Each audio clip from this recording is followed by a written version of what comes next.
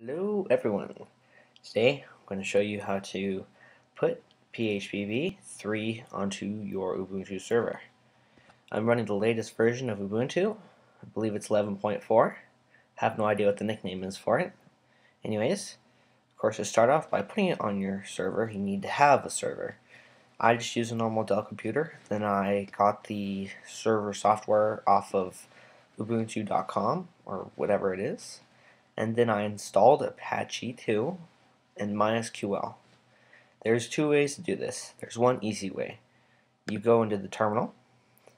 Then if you were directly on the terminal on your server and you had internet connection, all you do is type in apt sudo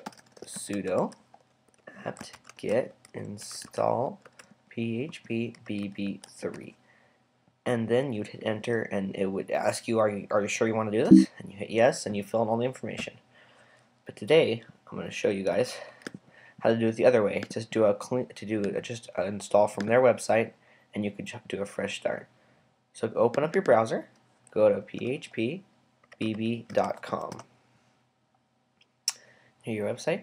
Usually up here, they have up here in the corner, it's download the latest version. Go ahead and click on it. And down here, the full package, download phpbb 3.0.9 zip, and it should automatically download. And then go ahead and decompress it. My browser already does that. Did it automatically. Alright, there's your file. Now, as you can see on each website, there are little, things. See how this says downloads? Well, what you do is you would have your website like www.yourwebsite.com, hit enter, but then whatever you want the form to be, because if I put this file on my server just as phpbb3, then on there it would be phpbb3. So whatever you want that little extension to be of your website name to take them to the directory of your form, usually you will name that file. So I'm going to rename it to cheese. Lots of things I'm going to be creating, like the database and things, are going to be named cheese. Oh, it's already been taken to, oh, of course, I already have it on here. Let's just get that out of here, and then let's rename it cheese. As you can tell, I was just testing out other things. Oh, wait. Alright, now that that's done, go ahead and close that for now, and you can close this too. Now, you need to have an FTP client. I recommend FileZilla for a Macintosh and WinSCP for a Windows computer. And there's FileZilla for Ubuntu computers too if you're having Ubuntu desktop. So go ahead and open that up. Now, if you need to find out the IP address of your server on your network, I'm going to go ahead and remote in, but you guys can do this directly from your server. See, I already know my IP address. And if you want to do what I'm doing right now, you go onto your server. See, I'm on my server now. You would type, while you're on the command line of your server itself, type in sudo apt get install. Then you put SSH. Hit enter and it'll ask you for your password. But I've already done so. Alright.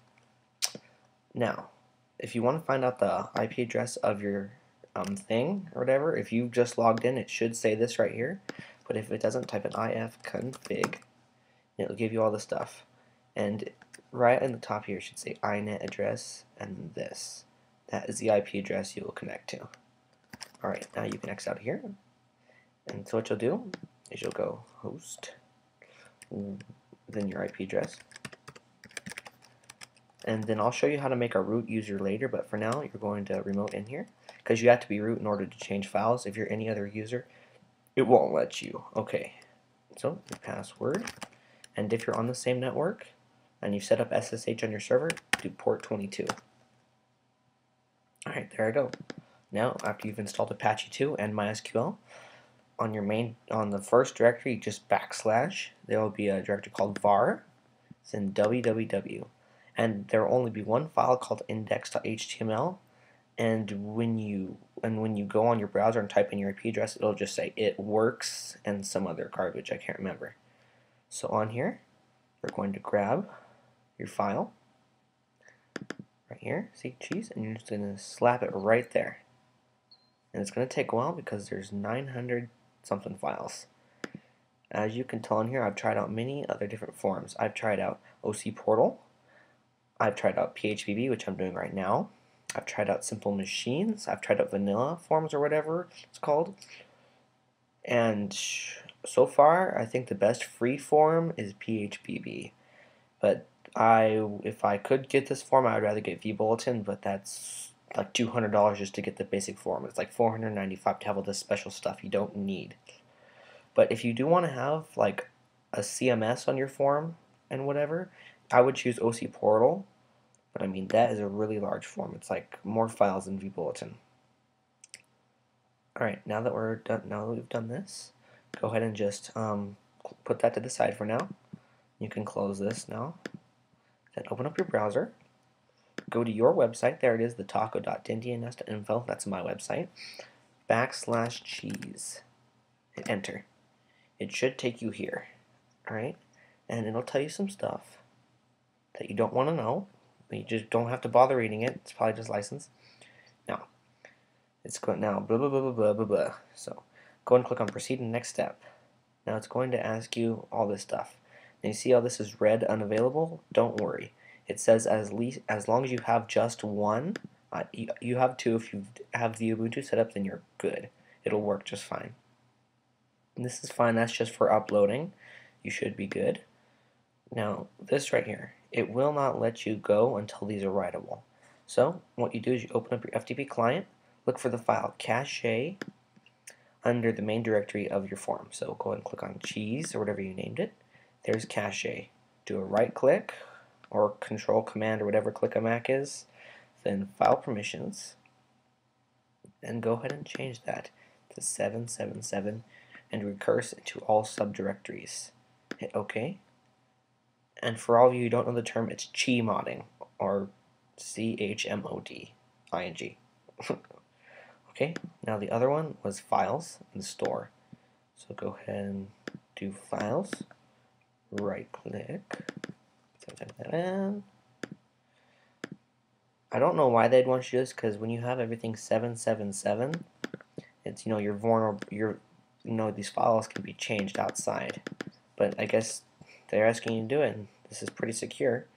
Alright, now the other two is config.php. Oh yes, after you're done changing this, chmodding it, and the form's done creating, change it to 644 immediately, as fast as you can, because that's like the config file, and that gives if they got hold of that, man, you'd be in trouble. In big trouble. Okay, now let's go find, here's config.php. Just for now, change it to 777. But keep track that the number you're going to change it back to when you're done installing your form is 644.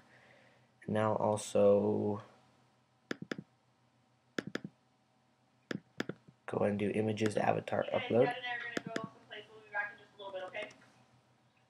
And after you've done chmodding that to 777. Alright. So, after that's done, everything's found and writable. And now it'll let you just start your install. Now, here's where the fun comes in. You have to go on your command prompt if you've already done everything I've told you before. Then, go and SSH back into your server. Type in your password. Now, if you don't know how to do MySQL, you can look that up, and on Ubuntu's website they'll tell you. But so you want to go MySQL, then uroot-p, then enter your root password for MySQL. And now, once you have a little thing right there that says MySQL, a little arrow thing, then you're going to start by typing in. We'll actually show your databases. Show databases. Right, see how I have cheese there? But I'm going to drop that database so I can show you how to create one. So to delete databases, go drop database if exists cheese.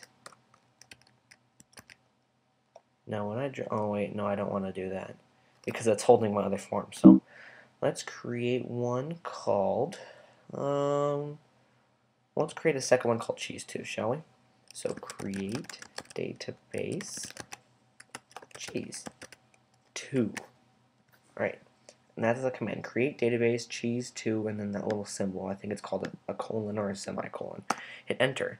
Now you want to show your databases. Make sure it's there, and there it is, cheese2. You can go and exit out of there. Oops. Oh, I'll just click the exit. It's the easy way. Alright. You don't have to fill in these and leave that how it is. Database name, that'll be cheese2. Database username. Root. Does this show? Okay, good, that doesn't show my password. When I was doing a vBulletin install, it would show my password off, so I wasn't going to do that one. Alright, proceed to the next step. Successful connection. Alright, administrator username. And since I'm doing everything by cheese, it'll be cheese. My password will be blah blah blah blah blah blah. Not really. I want to keep track of that. Oops. Oh, I shouldn't be trying to type so fast. You know, contact email address. Let's do random@cheese.com. Random@cheese.com. I'm going to be deleting this form like right after, so it doesn't matter. Test pass. Proceed to the next step. Use STP server for Gmail or email. I can give you that info somewhere else. I don't feel like filling in my info, even though this doesn't show the password. I don't want to give away my SMTP info. Right? Go port 80. You should leave that there. And cheese. Everything should be automatically good. You don't have to do all this. If you really want to, you can. Now let that do its thing. Right? Now it's going to populate the database. And now you're good to go. Send statistical information. Alright? Now, it's going to give you two different things. Like I said, the first thing you want to do is your config file. Config.php is currently world writable. So, like I said, as soon as you can, go back to the main directory. And then go to config.php, file permissions, and change it to 640. No, it's 644, I mean, sorry. Because you want public permissions set so they could read it. Right there. Oh, and then, sorry, go back there again. And then delete the install directory. Go and just delete it fresh off there. There. After you've done so, refresh the page, and that should all be gone. Now, since you're doing this, go and recheck the version just in case, and you're good. Alright, see cheese, then the IP address on my network. Since you're on your network, it'll show the IP address of your network, not your actual IP address. See, if I were to look up my IP address on like a website like whatismyip.com, it would say something different. It would say the IP address of my router. I don't know why this form does it, but for some reason it always says I'm on 2 times. So look at that. 2 times. Blah, blah, blah. But see, here it is. Now, in the next video, I'm going to show you how to install AutoMod and how to use AutoMod. Alright? Well, thanks for watching. And now I have to stop the video by clicking here.